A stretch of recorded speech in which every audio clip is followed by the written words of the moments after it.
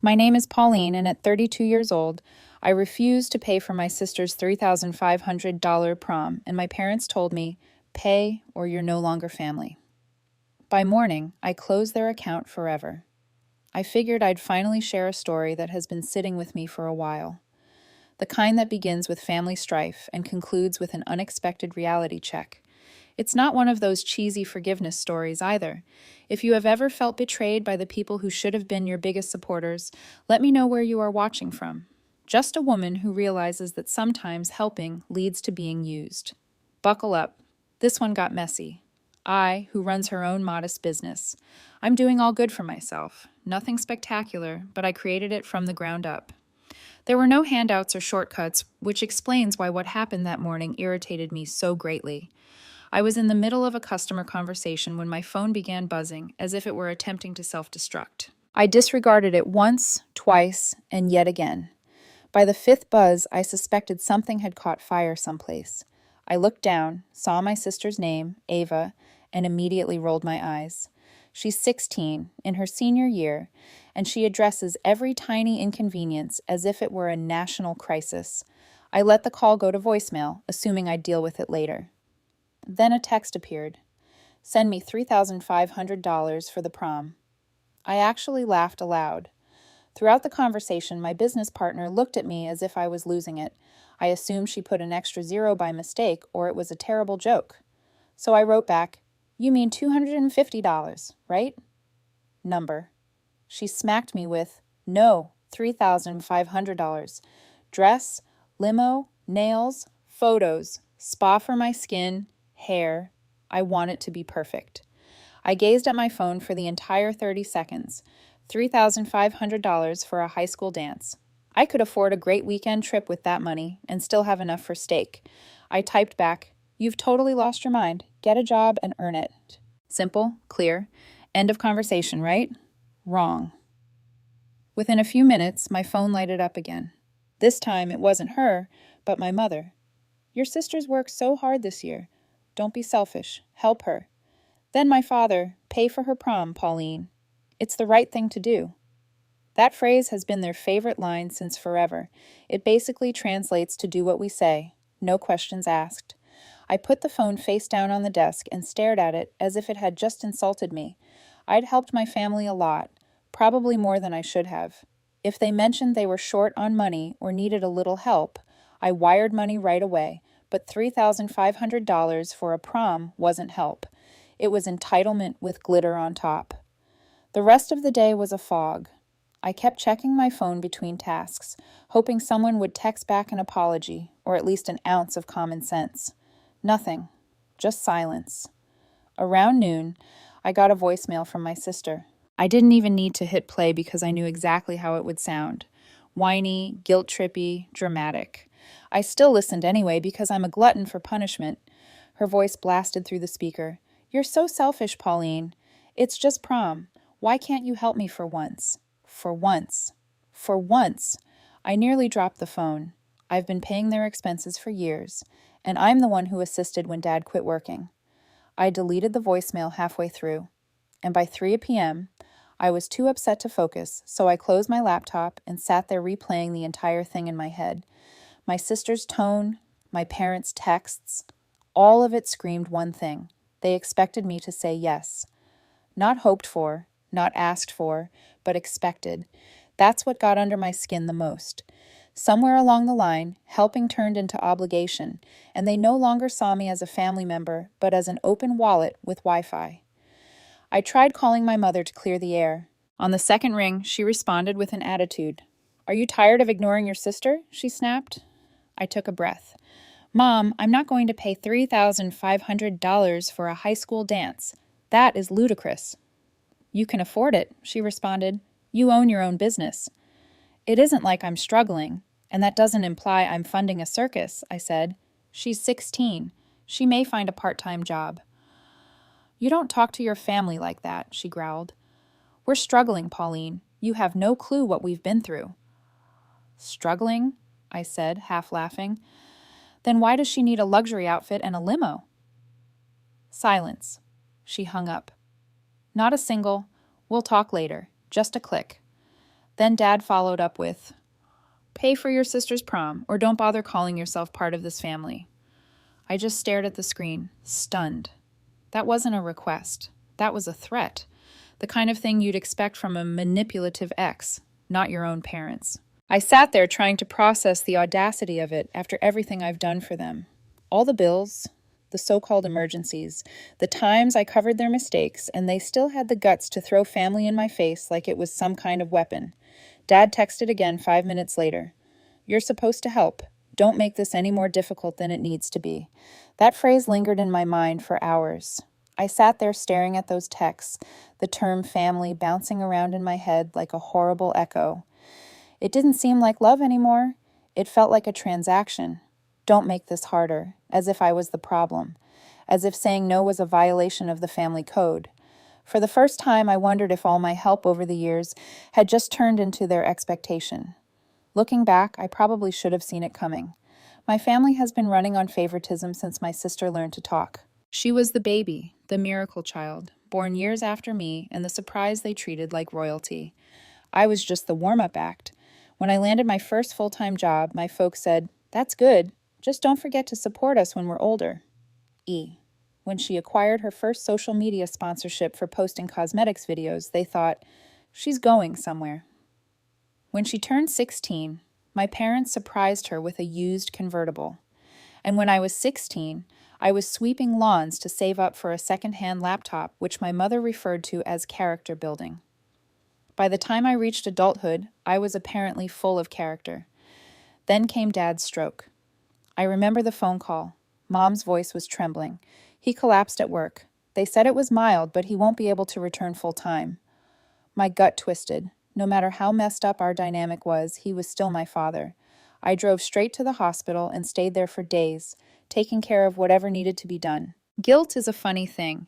It can make you do stupid things in the name of family. When Dad was discharged, their finances were a mess. Mom couldn't keep up with bills, the mortgage, and medical costs. I stepped up and opened a joint family account with me as the primary holder. After Dad's stroke, the bank allowed me to add them as joint users, but because the account was technically linked to my Social Security number, any large external transfers required my approval. I told them that this was only for necessities like bills, groceries, and medication. For the first year, I kept track of everything, and every withdrawal was small and reasonable. I felt like I was doing the right thing when I paid $70 for food, $100 for power, and $180 for Dad's checkups. I wasn't rich, but my business was finally doing well, and I wanted to take care of them. That's what a good daughter does, right? Then life got busy, and my business grew. My sister began posting pictures online of expensive outfits, fancy brunches, and weekend getaways with friends, which I dismissed at first because I assumed she had a job that I was unaware of. Maybe my parents were giving her small allowances, but then Mom started calling more frequently, always with some vague story. "We had another unexpected expense, honey. Can you help us out this month?" "What expense?" I'd ask. "Oh, just bills. Always bills. Never any specifics." And Dad, he barely talked anymore. Every time I tried to ask what was going on, he'd deflect. "Your mom's handling it," he'd say, voice flat, or "It's under control." I told myself not to overthink it. They'd been through enough. Dad couldn't work. Mom was probably anxious. My sister was young. I kept sending money when they asked. When I'd inquire how the account was doing, Mom would answer, "We're cautious. Don't worry." But I did worry. I just didn't act on it. Looking back, I think I didn't want to know the truth. I wanted to keep believing that I was doing something good, that I was the responsible one, holding things together while they tried their hardest. The idea that they might be taking advantage of me was too ugly to process, but things kept piling up and the requests for money became more frequent. The reasons became more hazy. My sister's lifestyle became more flashy despite the fact that she didn't have a job, and the math didn't match up, but I disregarded it. Growing up as a problem solver causes you to confuse being used with being needed. It's embarrassing to admit now. But I think part of me liked being the dependable one, the one who could fix things, the one they turned to.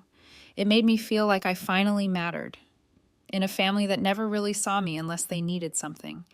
And maybe that's why I didn't notice sooner, because I didn't want to believe they were taking advantage of me. I ignored every red flag because I didn't want to face the reality that my family didn't need saving.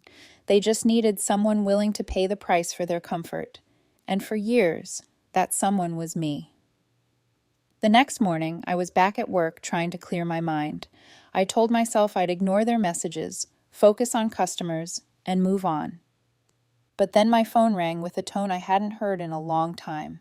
My bank alert, I looked down and stopped. Pending external transfer of $4,500. Because I was the primary account holder, the bank froze the transfer and sent me a confirmation alert, which I hadn't seen in years. At first I thought I misread it, but when I saw the time, 8:42 a.m., less than 24 hours after my sister demanded $3,500 for prom, my pulse quickened. I'd set that alert years ago to notify me of any withdrawal over $2,000. I opened my banking app and stared at the pending notification, $4,500 from the joint family account. It wasn't processed yet, just sitting there waiting for confirmation. My gut twisted because I hadn't touched that account in months. Despite the fact that it was technically mine, any large transfer like that required my manual approval. They could freely swipe their debit cards for everyday things like groceries and gas. But this was different. It meant that someone had attempted to send money out of the account completely. In any case, I wasn't about to simply hit approve. I called my sister first. She picked up after the second ring, sounding like she just woke up. "Morning," I said, my voice flat. "You try to move $4,500 out of the family account?" "What?" she mumbled. "No. What are you talking about?" "Don't play dumb, Ava. I got a notification. $4,500 pending transfer." "I didn't do anything," she said quickly, her tone flipping from sleepy to defensive. "Ask Mom." "So you have no idea about this?" "No," she snapped. "And stop accusing me of things. You're being paranoid." "Yeah," I said. "Funny how paranoid always ends up being right in this family." She huffed. "You're ridiculous," and hung up. Typical. Next up, Mom. I didn't want to call, but I had to. She answered on the first ring, already in her sweet but manipulative tone. "Pauline, how are you?" "Cut it," I said. "Why is there a $4,500 transfer outstanding from the joint account?" After a moment, she said, "Oh, that. Do not worry. It's just something we needed to discuss. You can approve it." "What exactly does it cover?" I inquired. "You know, bills, repairs, things like that. Your dad has been stressed, and your sister has a prom coming up. We're just trying to make things easier." "Mom." She sighed loudly, as if I was the one being unreasonable. I laughed, but there was no trace of humor in it. "So easier means draining the account without asking." "Don't be dramatic," she snapped. "You act like we're stealing from you." "You're not stealing," I said. "Watch your mouth," she said coldly. "We're family. You wouldn't even have that business if we hadn't supported you." "Supported me?" I repeated. "You mean the moral support of constant guilt tripping?" "Pauline, you need to calm down. Approve the transfer and stop making everything a fight." "I won't approve anything until you tell me what it's for." Another pause. Then she whispered, "Be quiet this time."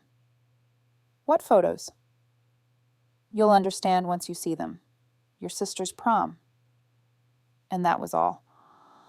She hung up and I sat there, staring at my phone as if it had insulted my brain. Photos. She wanted me to approve a $4,500 transfer for prom pictures, which I instantly refused. I didn't even bother phoning my father. He'd just repeat her nonsense. "Your mother's handling it, or don't stress her out." My mind was racing. If they were confident enough to request $4,500 all at once, how many smaller transactions had slipped past me without alerts? I hadn't checked the detailed history in months, if not years. I needed real answers, and that's when I thought of Sam.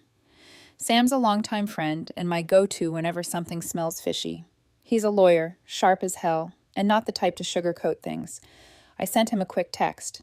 "Hey, need legal eyes on something. Might be family related."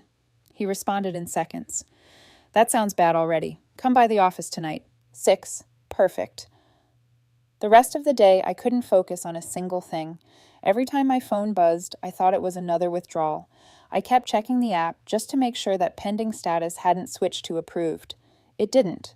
Not yet. Not. But the timing, the excuses, the casual way Mom talked about it, it all fit too neatly. They weren't panicking because to them, this wasn't stealing. It was normal. It was expected. When 6 o'clock rolled around, I headed to Sam's office where he was waiting, sleeves rolled up, sipping coffee as if he had foretold the mess. "What's going on?" he asked, and I lay it all out.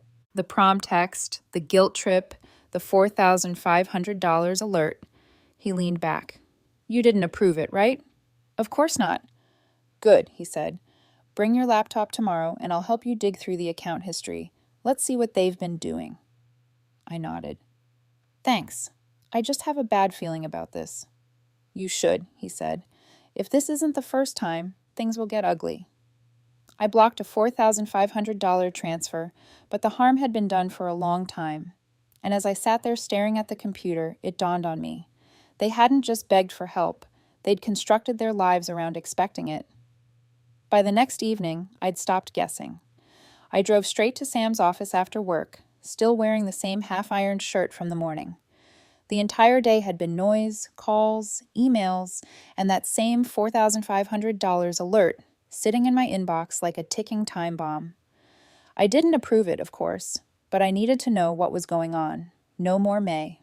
When I stepped in, he was already behind his desk, sleeves pulled up, glasses low on his nose, peering at his laptop like he was preparing to cross-examine the bank itself. He motioned at the chair in front of him and asked, "You bring the login details?" I handed him a folder. "Everything is in there." He began typing, his fingers flying across the keyboard. I sat across from him, tapping my foot against the carpet, the silence thick enough to choke on. A few minutes later, he leaned forward, eyes narrowing, at the computer. "Well," he said slowly, "you weren't exaggerating." "What do you see?" I asked, leaning in. He turned the laptop toward me. "Look at this. It's been going on for years." The first few pages appeared normal. Sam's tone was even but firm as he scrolled through the list of charges, which dated back 4 years. At first, the pattern was simple. Small transactions, grocery stores, utility payments, and then names that had no place on the list, such as jewelry stores, boutique clothing shops, travel agencies, and what appeared to be a prom event planner. My chest tightened as I stared at the screen, trying to process the number. $7,000. He nodded. "Yep, slow bleed. They probably thought if they kept it under the radar, you'd never check." I rubbed my temples. I feel like an idiot. "You are, honestly," Sam chuckled.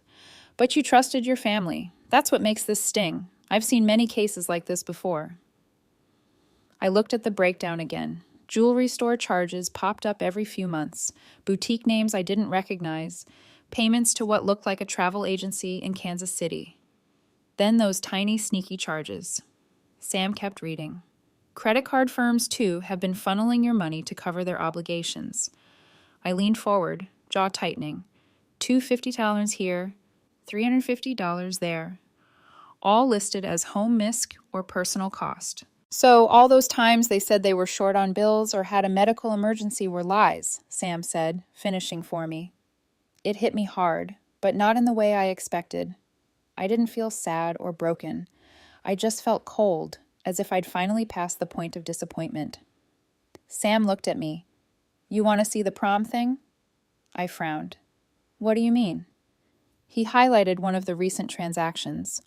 I almost laughed. They didn't even try to hide it.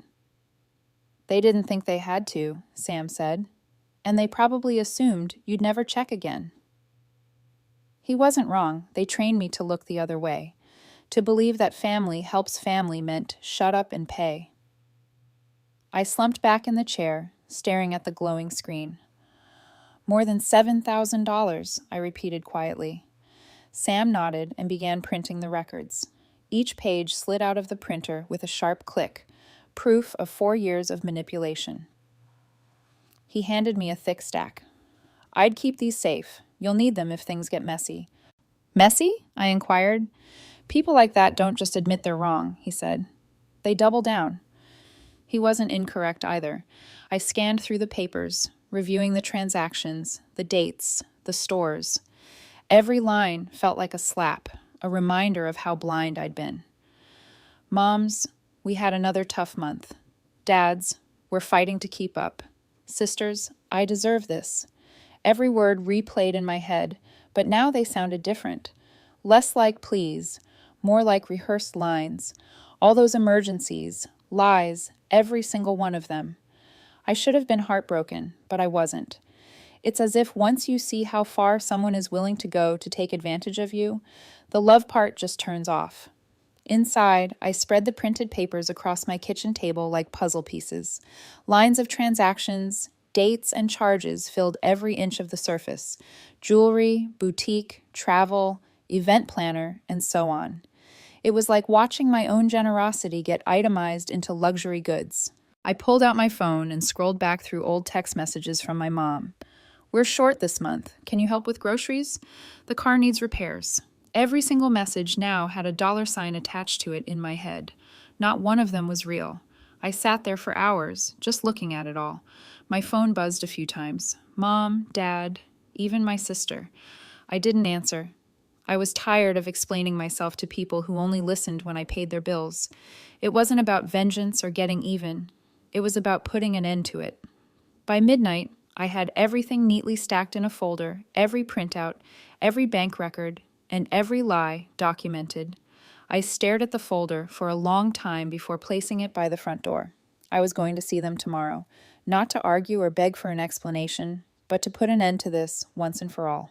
The next morning, I awoke early, didn't even need an alarm, and barely slept, staring at that folder on the table like it was some kind of loaded weapon.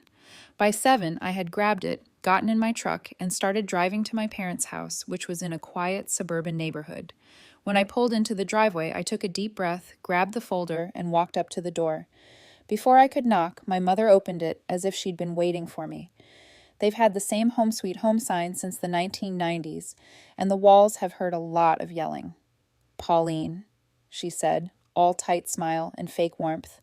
Did you finally calm down? I stepped inside without answering. The air in there felt thick, not just from the stuffy heater, but from tension. My father was standing near the window, arms crossed, face unreadable, and my sister was on the couch scrolling her phone like she couldn't care less. Sit down, my mother instructed. We need to talk. Yeah, I responded, setting the folder on the coffee table. We do. She frowned as she noticed the stack of papers. What's that? Proof, I stated firmly. Her smile twitched. Proof of what? I sat down and gently laid out the papers. Let's start with this one. Payments to credit card companies. Over 4 years, you use my money to pay off at least 3 separate cards. Then there's the jewelry store charges, the boutique receipts, and oh! I pulled one sheet out and slid it across the table. The prom planner. That one's new. My sister looked up from her phone for half a second, then looked back down. Not even a flinch. My mom's face went from pale to red in record time. How dare you dig through our finances, she snapped. That's private. I gave a dry laugh. You think you're stealing from me? She shot back. Do you want me to read the totals out loud? I replied, flipping another page. This one here, I tapped the line item. Want to explain that one? My father finally spoke, his voice low but forceful. You're expected to help us, Pauline. We raised you, and you wouldn't be where you are today without us. I slowly turned to him. You mean the same way I helped when I covered your bills after the stroke? When I paid your mortgage twice, or when I set up this account to keep things afloat while you said you were drowning? He looked away, his jaw tight. You don't understand. Debt piles up. We did what we had to do. Yes, I said. My mother slammed her hand on the table. You're ungrateful. After everything we've done for you. I cut her off. Everything you've done for me? You mean the lectures, guilt trips, and lies. Every time I sent money, you said it was for groceries or medical bills, but it turned out it was to keep your luxury spending alive. She pointed a quivering finger at me and said, We did it for your sister. She deserves a better start than we gave you. I gazed at her for a moment, bewildered. A better start? You've already given her everything she's ever desired. Meanwhile, I had to battle for every inch I could get. You didn't even come to my business launch because she had a dancing performance." "She's our baby," Mom remarked, as if that excused everything. "She's 18, I added. "She's not a baby. She's rotten spoiled." My sister eventually looked up, rolling her eyes. "You're being dramatic," she said, her voice dripping with attitude. "It's just money." I turned to her, calm but pointed. "You can't say that when it's not your money." She sank back into the couch, muttering something under her breath. I didn't care what it was. Mom leaned forward, her voice low and trembling. "You think you can just walk in here and judge us? You're not perfect either. You cut us off emotionally. You never visit. You act like you're better than us." I leaned back in the chair, folded my arms, and said, "You are correct. I'm better than being used. I toiled for everything I have. You turned my assistance into a salary, and now you're upset because the ATM finally quit spitting cash." That silenced her for a moment, and Dad attempted to intervene again. "You can't just abandon your family like this, daughter." I rose up and gathered the documents. "You abandoned me first," I murmured quietly. "The moment you decided lying was easier than asking." Mom shot up from the couch. "Don't walk out on us, Pauline. You're destroying everything we've built." I paused at the doorway and looked back. "No, Mom. You did that the day you taught my sister that love has a cost." Her face froze. My father looked away. My sister kept scrolling as if nothing had happened, and I knew there was nothing else to say. I walked out the door as they yelled behind me, words like selfish, heartless, and ungrateful echoing through the hallway. None of it stuck, and it didn't even hurt. For the first time in years, I felt free. And that feeling stayed with me the entire drive home. The ranting, the guilt trips, all of it just went behind me like static. I didn't feel like a bad daughter or a cruel jerk. I felt like a woman who'd finally stopped drowning. When I came back to my home, I knew what I needed to do next. The joint account had to be closed. I logged into the bank and pulled up the same account I'd opened years ago to help them. Because I was the primary holder, closing it was simple. The bank simply revoked their access, froze their cards, and wired the remaining balance back to me. It took about 10 minutes to erase 4 years of being their personal ATM. And then I drafted one final text. There was no long explanation, no speeches, no emotional closure, just this: "Accounts closed. Don't contact me again." I hit send and set the phone down. It didn't even take a full minute for it to start buzzing. First from my mother, then from my father, and finally from my sister. The screen lit up like a Christmas tree, and Mom's messages came in waves. "Pauline, what have you done? You're being cruel. We have bills to pay." Dad's tone was colder. "This isn't the way to handle things. You're tearing the family apart. Don't do something you'll regret." Then came my sister, of course. "Wow, you're seriously pathetic. You ruined everything for me. I hope you're happy, loser." For the first time in my adult life, I could actually breathe without feeling like I owed someone an apology for being successful. I blocked them all, texts, calls, and emails, and the silence that followed felt almost unreal. I poured myself into my work, my business grew, clients kept coming in, and my days became quieter. Not peaceful right away, but quiet in that strange way when your brain is still waiting for chaos that never comes. Every now and then, I'd wonder what they were doing. Not because I missed them, but because curiosity is a hard habit to break. I never reached out, though. My cousin Andre, one of the few relatives who still had a working moral compass, called one afternoon when I was on lunch break. "Hey," he said gently, "you hear what's going on with your folks?" Despite the fact that I had made my point, I got my answer about 3 months later. I frowned. "No. Why?" "They, lost their house." I paused in mid-bite. "What do you mean lost it? A foreclosure?" "Apparently they were unable to keep up with payments." I reclined back in my chair. "You're kidding," he moaned. "Wish I was. They had filed for bankruptcy last month." I didn't say anything for a moment. Not because I was surprised, but because I wasn't. You can only fake stability for so long before reality catches up. Andre kept talking. "Your sister is now working in a retail job at one of those clothing chains. Her first job. That one actually made me smirk. Guess the prom fund finally ran dry. He let out a short laugh. Yeah, life hit them hard. We talked for a few more minutes, mostly small talk, then hung up. I just sat there for a while after, staring out the window. The sky seemed clearer that day, and everything felt lighter. They'd spent all of their money, lost the house they'd been bragging about for years, and the same sister who had called me selfish was now folding clothes for minimum wage. I didn't feel happy about it, and no part of me was sitting there celebrating their downfall. Instead, I felt a sense of clarity, as if the universe had finally adjusted its balance. For years, I carried them, convinced that I was being a good daughter, that helping them was what family meant. But now, with the noise gone, I realized something simple and ugly. They never wanted me to stand beside them. They only wanted me to hold them up. And the moment I stopped, they collapsed. That's not family. That's dependency disguised as love. Weeks and months passed, and life continued on. I started sleeping better, eating better, and laughing more, and my business reached new heights because I wasn't constantly wasting money and energy trying to save people who didn't want to be saved. Somewhere in that silence, I realized something I wish I'd known years ago. Family doesn't mean lifelong debt. It's supposed to be founded on love, not duty, on respect, not manipulation. When money became the glue, it stopped being family. I lost them, but I gained something greater for myself. It's been months since I left that house, and honestly, I didn't realize how much tension I'd been carrying until it was gone. There were no late-night guilt calls, no "we're short on bills" texts, no fake emergencies, just silence, the kind that doesn't feel lonely, just peaceful. Every now and then, my cousin Andre would check in with updates. I didn't ask, but he'd tell me anyway, as if he was trying to keep me in the loop without dragging me back into it. One afternoon, about 8 months after I went no contact, I heard a knock at the door. I almost didn't open it, but curiosity won. When I looked through the peephole, my stomach dropped a little. There they were, my mom and my sister, standing side by side like they'd practiced the pose. My mom was holding a small bag as if she'd brought something, probably an emotional prop.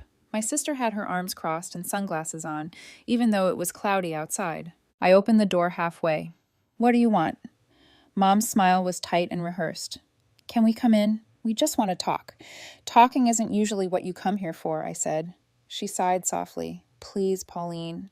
We've made mistakes. We just want to fix things."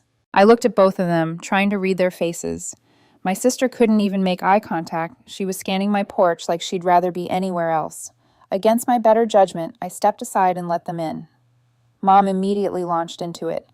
"We've been through a lot since you left," she said, sitting down. "Your father has been unwell again. We lost our house. Things have been hard." "I heard," I answered plainly. She nodded hastily, as if expecting sympathy would break me open. "We've realized how wrong we were. You were just trying to help, and we took advantage of it. We are genuinely sorry." My sister eventually spoke up, her tone robotic. "Yes, we shouldn't have said those things to you." It almost sounded rehearsed, like she was reading from a script. My mom grabbed an envelope from her bag and handed it over the table. "We're trying to get back on our feet, but the bills are stacking up again, and the banks are making things difficult. We only need a little help this time." And there it was. I leaned back and glanced at them both. "I was wondering how long it would take before you begged for money again." Mom's face turned pale. "That's not fair." "It's entirely fair," I responded. "You've been playing the same game for years. You cry, apologize, and then extend your hand." Her voice quivered.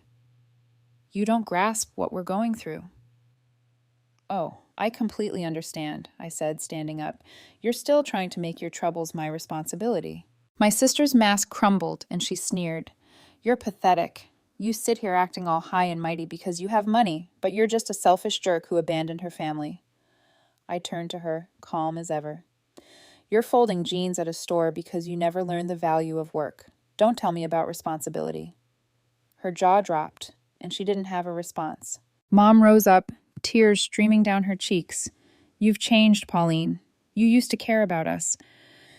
"I pretended I cared," I said quietly, "but I knew it was just another way for you to manipulate me." They both looked at me, expecting me to give in, but I didn't. Instead, I pointed to the door. We're done here." My sister muttered something under her breath as she walked out, and Mom lingered for a moment, perhaps expecting I'd stop her. Maybe she understood I wouldn't. The silence that followed was heavy, but it wasn't painful. It was relief, pure and simple. I stood there for a while, looking at the empty spot where that envelope sat on the table. I could have helped them. I had the money. But that wasn't what they required. What they needed was to finally live in the world they created without my safety net. That night, I sat outside on my porch watching the sunset. The air was cold and calm, and my phone remained silent.